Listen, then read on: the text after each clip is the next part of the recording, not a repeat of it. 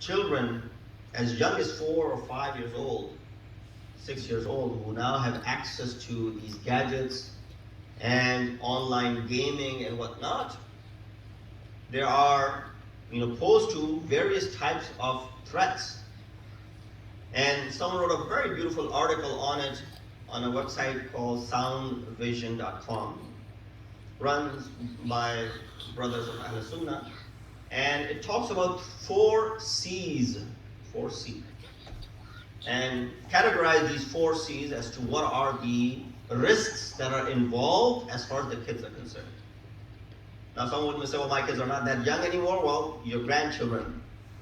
Now you tell your kids to be watchful over their kids. What are these 4 C's? I'll go through it quickly. Number one, first C stands for content risk. That when these kids, they are accessing these games and they're playing these games, inappropriate and malicious content through games and the pop-up ads or live stream platforms, which includes sometimes inappropriate for their age content, images that display sometimes sexuality, sometimes violence, sometimes cruelty, uncomfortable and disturbing images. When they pop up in front of their vulnerable minds, we're just minding their own business, playing this harmless game, and then right away this pop-up comes. And then sometime, in order to remove this, you end up clicking on it. Then it takes you to another place.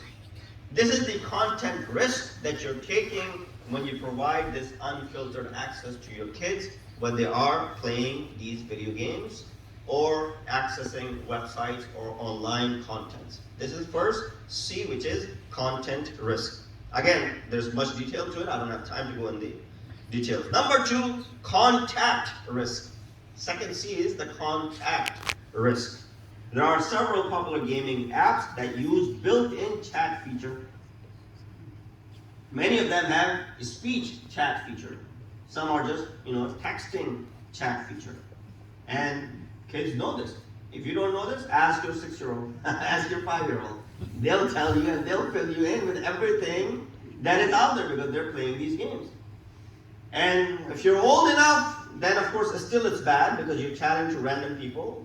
But when you're that young, this is where it's important that this contact that they're having, these built-in features which sometimes are so harmless, kids think this is part of the game, children can come into contact with these pedophiles, those adults who prey on children, begin to act in ways that could hurt others. Cyberbullying and all those things come into play as far as that's concerned. That's number two. Third C is conduct risk. The conduct of this child who's already seen the content and who's already come into contact. The third C is the conduct risk. Online gaming and screen addiction can spur a multitude of variety of personality-related problems in this young mind. It could create the stimulation, emotionality, anxiety, mental health-related problems, sensitivity to interpersonal relationship, hostility, paranoia, and other features that now people have done so much research about it that could be part of the upbringing. And this child who's now subtly growing, you think everything is fine, we're sending him to school and everything is fine. Now because of these games, this mindset is developing. Conduct of this child, you'll see the behavior changes. How sometimes they're so irritated, they'll shout, they'll yell, they'll say words which you like, where did you learn this?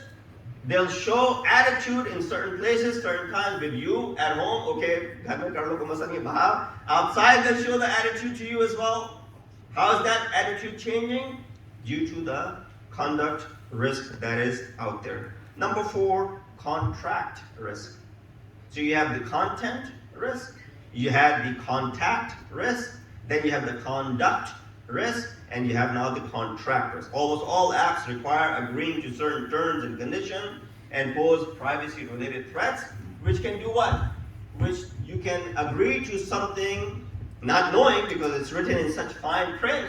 You can agree to something which will give access through these games for hackers to get inside your home network, access your files, access your data, access the private stuff, and they can able to, for example, do fraudulent activities with that. Yes, it's quite possible. Just this game, which is connected to the internet, this wireless piece of device that they're using, because they are agreeing to certain terms and conditions, they're allowing unfiltered access to people outside who are looking for this, for them to then gain access to your main network and get inside of it. So these are the 4 C's. Just a reminder, inshallah, next time when I have the opportunity, we'll discuss the solutions. How are we able to address? Because there's never a good thing to just state the problems.